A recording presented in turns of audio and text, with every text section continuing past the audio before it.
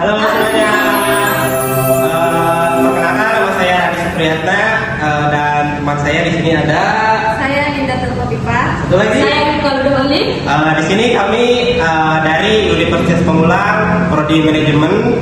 Di sini kami akan membahas tentang PPNBM. Kita akan menjelaskan tentang materi tentang PPNBM. Apa sih itu PPNBM? Yaitu pajak penjualan atas barang mewah. Barang mewah itu sendiri bisa terdiri dari bisa tas, bisa mobil dan lain-lain. Nanti video penjelasannya akan dipaparkan setelah ini. Oke teman-teman, pertama kita harus tahu dulu apa sih PPNBM itu. Berdasarkan undang-undang, PPNBM adalah pajak yang dikenakan pada barang yang tergolong mewah yang dilakukan oleh produsen untuk menghasilkan atau mengimpor barang tersebut.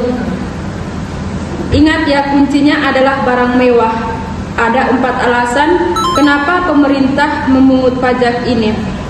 Yang pertama, keseimbangan beban pajak.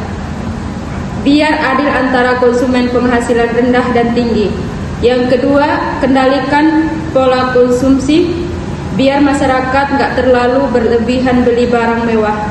Yang ketiga, proteksi produsen lokal, melindungi usaha kecil dan tradisional agar gak kalah saing sama barang mewah impor. Yang keempat, penerimaan negara, tentu saja untuk menambah kas negara buat pembangunan. Satu lagi yang penting, PPNBM ini hanya dikenakan satu kali, yaitu saat penyerahan dari pabrikan atau saat impor. Jadi kalau kalian beli mobil bekas dari teman, itu sudah nggak kena PPNBM lagi. Lanjut ya, sekarang barang apa saja sih yang kena? Nggak semua barang hari itu kena PPNBM. Kriterianya adalah barang itu bukan kebutuhan pokok dikonsumsi masyarakat tertentu dan biasanya untuk menunjukkan status atau prestige. Contoh objeknya ada kendaraan bermotor kecuali untuk kendaraan dinas negara. Ada kelompok hunian mewah seperti apartemen atau kondominium mewah. Ada pesawat udara kecuali untuk keperluan negara atau angkatan udara niaga. Dan ada kapal pesiar atau yacht. Nah, sekarang bagian yang paling teknis berdasarkan PP nomor 73 tahun 2019, tarif PPNBM itu sangat tergantung jenisnya barangnya.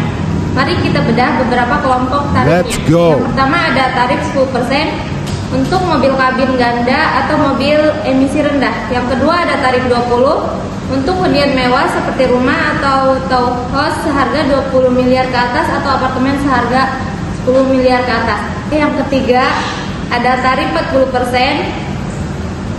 sampai 95% untuk kendaraan bermotor mewah tergantung kapasitas mesin dan tingkat emisinya. Dan yang keempat ada tarif 200%. Ini tarif tertinggi untuk barang yang sangat dibatasi. Mungkin teman-teman kaget ada yang tarif pajak sampai 200%. Nah, tarif maksimal ini disiapkan pemerintah untuk barang yang benar-benar harus dibatasi konsumsinya. Contohnya apa sih, seperti kapal pesiar mewah, pesawat jet pribadi, hingga senjata api milik pribadi. Mungkin teman-teman tanya, gimana sih kalau tas branded seharga ratusan juta apakah kena PPNBM?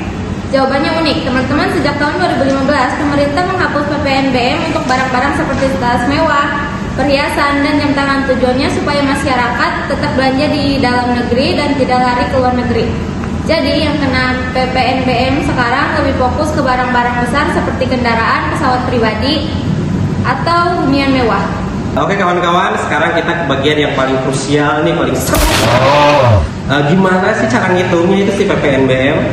Oke, misalnya gini nih, perusahaan tempat saya bekerja atau mungkin saya sendiri ya ingin membeli sebuah mobil nih, mobil mewah seharga mungkin dari dealernya itu harganya bisa nyampe 2 miliar. Kita bulatin lah 2 miliar pas gitu kan. Berdasarkan aturan mobil ini kena PPN 11% dan tarif PPNBM sebesar 40%. Nah, gimana sih ngitungnya? Pertama itu PPN-nya dulu nih, 11% dikali 2 miliar, yaitu ada di 220 juta rupiah. Nah, sekarang yang kedua itu PPNBM-nya 40%, tadi kan tarifnya 40% nih. 40% dikali 2 miliar sama dengan 800 juta rupiah. Jadi kita gabung nih yang pertama tadi PPN sama PPNBM. Tadi 2 miliar ditambah 220 juta ditambah 800 juta. Jadi totalnya yang harus dibayar adalah 3 miliar 20 juta rupiah. Bisa teman-teman lihat dari harga 2 miliar saja, tadi harga pokok mobilnya 2 miliar, uang yang harus kita keluarkan itu lebih dari 1 miliar rupiah. Dari 2 miliar kita harus bayar 3 miliar 20 juta rupiah. Nah inilah kenapa harga barang mewah di Indonesia bisa jadi berkali-kali lipat harganya. Nah oke teman-teman, dari penjelasan tadi kita bisa simpulkan kalau PPNBM itu bukan cuma narik pajak doang ya, tapi soal keadilan sosial. Jadi orang yang mau beli barang mewah itu harus berkontribusi juga dong buat negara melalui pajak PPNBM ini. Semoga penjelasan dari kelompok kami jelas ya, dan bisa bantu teman-teman mahasiswa manajemen lainnya lebih paham soal perpajakan di Indonesia. Sekian presentasi dari kelompok kami. Saya Radis Supriyatna. Saya Indah Cinta. Saya Rizky Lauruli. Kami undur diri. Wassalamualaikum warahmatullahi wabarakatuh. Dadah.